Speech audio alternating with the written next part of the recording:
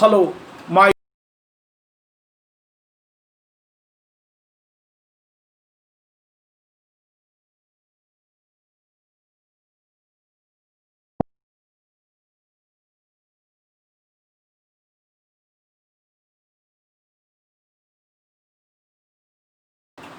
in the past we have discussed various concepts regarding human development on the world in the world as well as in India.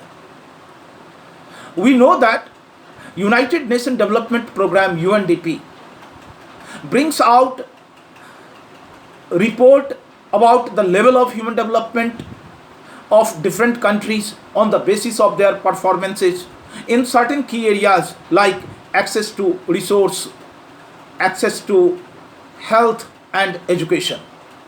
Similarly, Planning Commission of India, that is now called Niti Aayog, also publishes report of the level of human development in different states and union territories on the basis of the performance in the same key areas. Now, if we talk about access to resources, then access to resource depends on economic growth.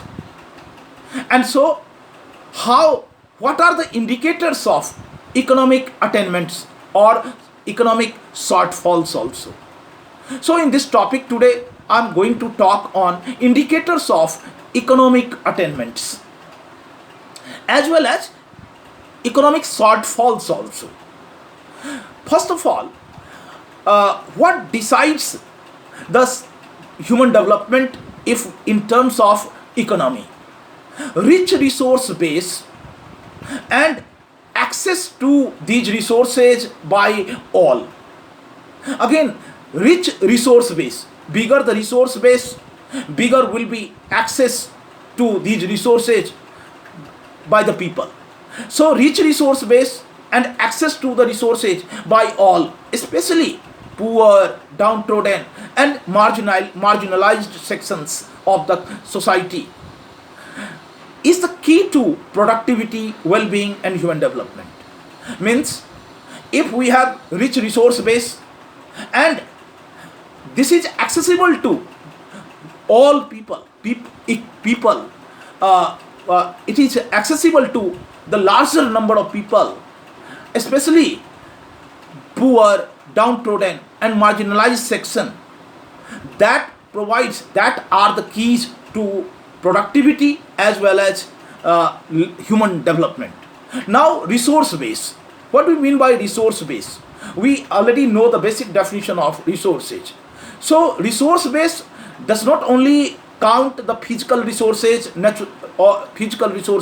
it also includes the human resources, the values earned by human resources. So bigger the resource base is, better will be the availability of resources by to the common people. And so these rich resource base and access to these resources become the keys to productivity, well-being and human development. But now the question is how to assess the resource base or its availability or its accessibility to the people. So every country calculates gross national product, GNP, that includes the gross domestic product value and as well as the income earned from the foreign investments.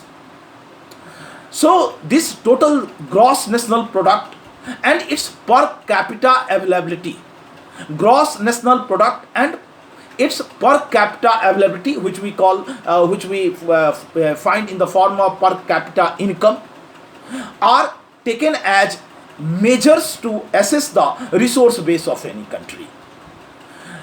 So GNP, gross national product, total value of the production in a country plus the foreign income from the foreign investment together becomes the gross national product, and when it gets divided by the population of the country, then that gives the per capita availability, per capita income, and that becomes the basis to assess the resource base of any country. So economic attainments and the well-being of individuals. Economic attainment and well-being of the individuals depend on economic growth, employment opportunities, and access to the assets, resources.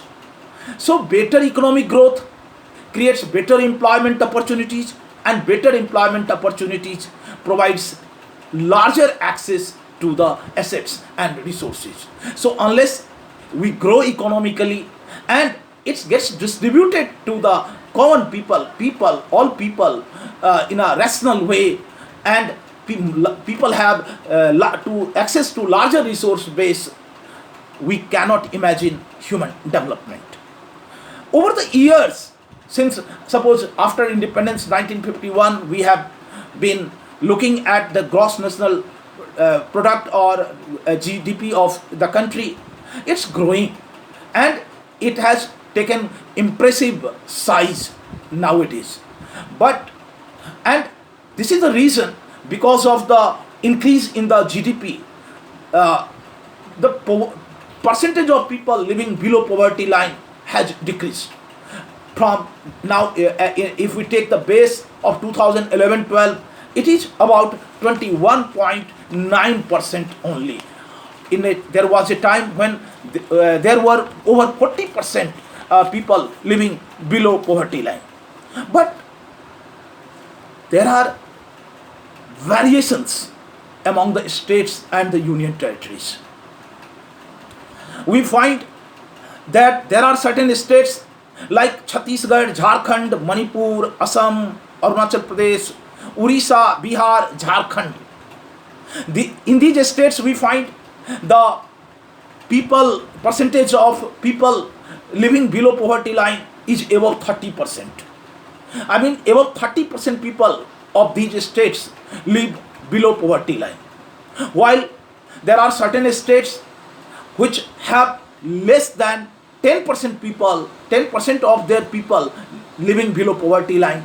And among these states we find Delhi as a union territory or national capital territory, Goa, Himachal Pradesh, Kerala, Punjab, Haryana, Gujarat. So in these states we find the only less than 10% people living below poverty line. And in rest of the states we find percentage of people living below poverty line varies from 10 to 20%. So still large number of people are living below poverty line. Now a question arises: what is called poverty? What is meant by poverty? So poverty, and actually poverty as well as poverty line also I'll discuss. So poverty is a state of deprivation, as we call development is a state of freedom to have larger resource, freedom to have access to good transport and communication, good health facility, good education system. That freedom from hunger, freedom from illiteracy, freedom from unemployment, that is development. Similarly, poverty is a state of deprivation. Deprivation means people, when larger number of people or any person is deprived of certain basic facilities. So this reflects the inability of a person to satisfy basic needs for a sustained and healthy and reasonably productive life. So if we are unable to meet our basic needs for a sustained healthy life and productive life, that means we are poor.